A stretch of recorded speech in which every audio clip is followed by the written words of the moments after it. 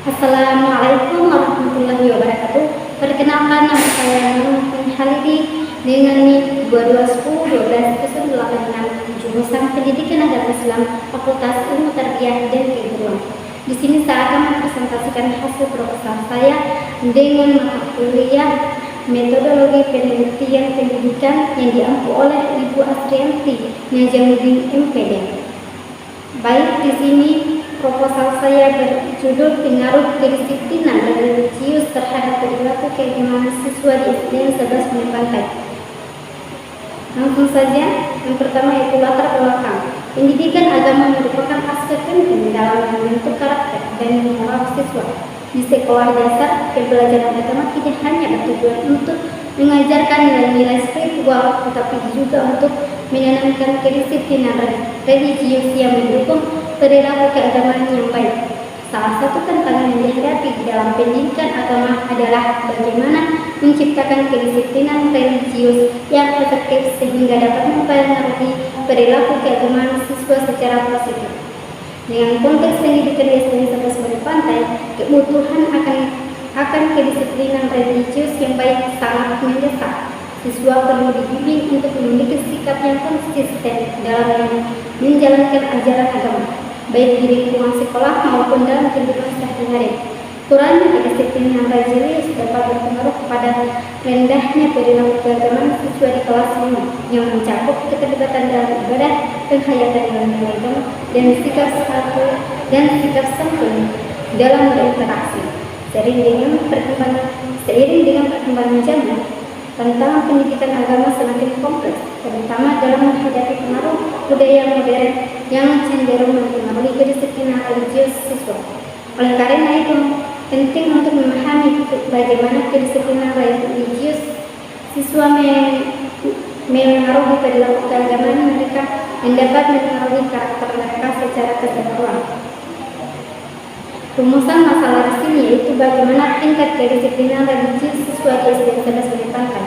Kedua, bagaimana perilaku keagamaan siswa di SD 11 Bumi Pantai. Ketiga, apakah terdapat pengaruh yang signifikan antara kedisiplinan religius terhadap perilaku keagamaan siswa di SD 11 Bumi Pantai. Tujuan penelitian ini yang pertama untuk mendeskripsikan tingkat kedisiplinan religius siswa di SD 11 Bumi Pantai. Kedua, untuk mendeskripsikan perilaku keagamaan siswa di SD 11 Bumi Pantai. Ketiga, untuk menganalisis pengaruh kedisiplinan religius terhadap perilaku keagamaan siswa di SD 11 Bumi Pantai. Selanjutnya, manfaat penelitian. Manfaat ini ada dua bagian. Yang pertama itu manfaat teoritis. Yang pertama, memberikan kontribusi dalam pengembangan ilmu pendidikan agama, khususnya terkait pengaruh kedisiplinan religius terhadap perilaku keagamaan siswa. Dua, memperkaya literatur ilmiah mengenai penerapan kedisiplinan religius terbentuk melalui observasi dan pembiasaan yang kemudian tercermin dalam perilaku keagamaan siswa. Ketiga, menambah literatur mengenai solusi alternatif dalam pengembangan teori tentang bagaimana kedisiplinan religius dapat diamankan program pendidikan yang efektif. Yang kedua, ada manfaat praktis. Yang pertama yaitu memberikan rekomendasi kepada sekolah dan guru tentang strategi meningkatkan kedisiplinan religius untuk membentuk perilaku keagamaan siswa yang lebih baik. Kedua, dapat membantu guru dalam merancang program pembiasaan keagamaan seperti salat berjamaah, membaca Al-Quran, atau doa bersama yang efektif dalam meningkatkan perilaku religius siswa. Tiga, menjadi panduan bagi sekolah dalam mengintegrasikan kedisiplinan religius ke dalam metode pembelajaran dan kegiatan sehari-hari di kelas. Yang kedua yaitu ada kajian teori. Kajian teori ini ada kedisiplinan religius. Kedisiplinan religius yaitu sikap konsisten dalam menjalankan ajaran agama yang mencakup kewajiban ibadah dan norma-norma keagamaan. Kedisiplinan ini dapat dilihat dari kebiasaan siswa dalam melaksanakan sholat, berdoa, membaca Al-Quran, serta mengikuti keagamaan di sekolah faktor yang mempengaruhi kedisiplinan religius meliputi lingkungan keluarga, pendidikan agama di sekolah dan lingkungan sosial. Perilaku keagamaan di sini yaitu manifestasi dari keyakinan dan ajaran agama dalam kehidupan sehari-hari. Perilaku ini meliputi sikap hormat terhadap guru, kejujuran, keadilan sosial, dan tanggung jawab dalam menjalankan ibadah. Perilaku keagamaan siswa dapat dipengaruhi oleh kedisiplinan religius, pengajaran agama, dan teladan yang diberikan oleh orang dewasa di sekitarnya.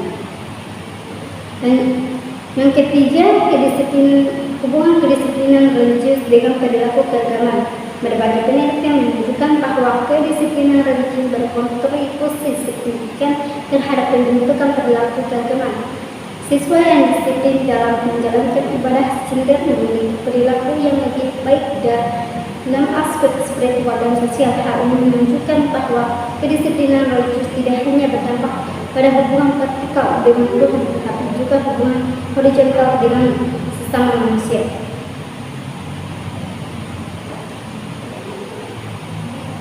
Selanjutnya ada cara berpikir. Di sini ada kedisiplinan religius, kepatuhan terhadap ibadah, partisipasi dalam kegiatan keagamaan, pengamatan nilai agama, perilaku keagamaan siswa, sholat berjamaah, membaca kitab suci, doa, interaksi sosial berbasis nilai agama, lingkungan keluarga, dan juga di dukungan dari guru. Selanjutnya hipotesis penelitian.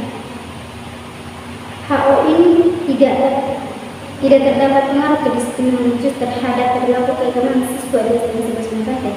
Sedangkan H1 terdapat pengaruh yang signifikan antara pengaruh kedisiplinan religius terhadap perilaku keagamaan siswa di sebelah barat. Yang ketiga itu metode penelitian.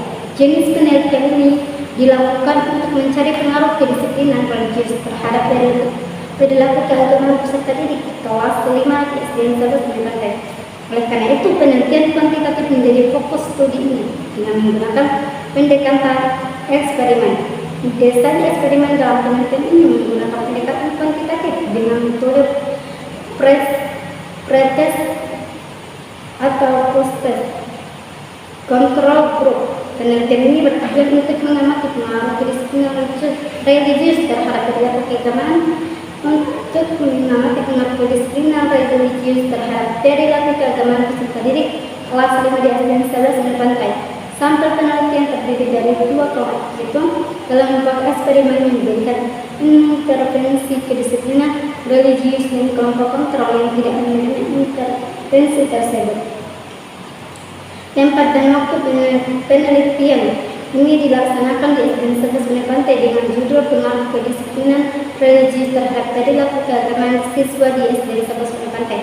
Waktu pelaksanaan penelitian berlangsung pada bulan Desember 2024. Populasi dan sampel penelitian. Yang pertama, populasi dalam penelitian ini yaitu 10 peserta didik kelas 5 SD 11 Pantai yang berjumlah 22 peserta didik. Kedua, sampelnya adalah peserta didik kelas 5 di SDN 11 Pantai yang berjumlah 22 peserta didik. Teknik dan instrumen pengumpulan data. Yang pertama, teknik pengumpulan data yang berupa tes. Tes merupakan suatu strategi penelitian yang di dalamnya terdapat berbagai pertanyaan atau serangkaian tugas yang harus diselesaikan atau dijawab oleh responden. Tes dapat dibagi menjadi beberapa jenis. Misalnya, membagi tes menjadi 4 bagian, yaitu tes prestasi, tes kemampuan, tes bakat, dan tes diagnostik. Teknik pengumpulan data ini dipilih untuk mengukur keterampilan peserta didik sejauh mana memahami bacaan yang dibaca, baik pada tiap kata atau kalimat yang tertuliskan. Pada penelitian ini ada beberapa langkah yang dilakukan dalam mengumpulkan data dengan menggunakan teknik tes, yaitu sebagai berikut. Pre-test atau tes awal. Tes di sini dilakukan